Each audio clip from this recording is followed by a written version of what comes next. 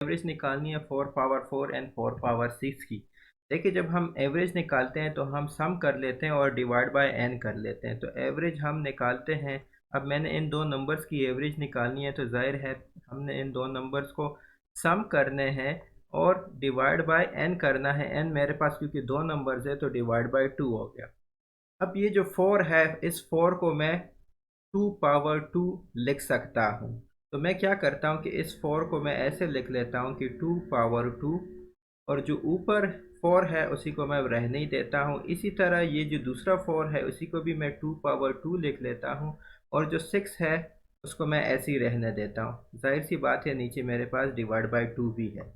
अब देखिए, इधर आपके पास 2 पावर 2 की पावर 4 है, तो ये 2 और 4 आपस में मल्टीप्लाई हो जाएंगे, तो ये आपके पास आ जाएगी जी 2 पावर 8। 2 पावर 8 आने के बाद ये आप दूसरा सिंप्लीफाई करें, जो कि आपके पास 2 2 पावर 2 की पावर 6 है, तो 2 और 6 आपस में मल्टीप्लाई हो जाएंगे, तो आपके पास 2 पावर 12 आ जाएगा, और नीचे आपके पास डिवाइड बाई 2 है। अब ये जो डिवाइड बाई 2 है ये दोनों के साथ है, तो मैं इसको ऐसे लिख लेता हूँ कि 2 power 8 divide by 2 plus 2 power 12 divide by 2।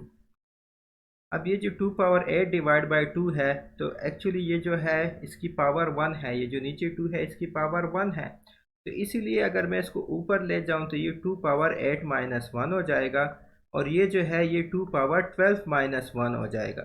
तो आपके पास ये आ जाएगा 8 माइनस 1 7 आता है, 2 पावर 7 प्लस 2 पावर 12 माइनस 1 आपके पास 11 आता है।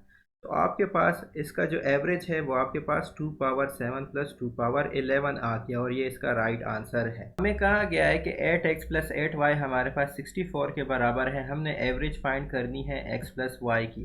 देखिए, पहली बात कि जो एवरेज है, अगर मैं दो नंबर्स की एवरेज फाइंड करना चाहता हूँ तो उसकी एवरेज होगी x प्लस वाई, यानी कि sum of those numbers divided by जितने वो नंबर्स हैं। क्योंकि मैंने एवरेज फाइंड करनी है x और y की, तो इधर मेरे पास दो नंबर्स है, तो इसलिए हमारे पास जो एवरेज होगा वो इन दोनों का सम होगा डिवाइडेड बाय 2, क्योंकि मेरे पास दो नंबर्स हैं। ये आपके पास इक्वेशन 1 हो गया।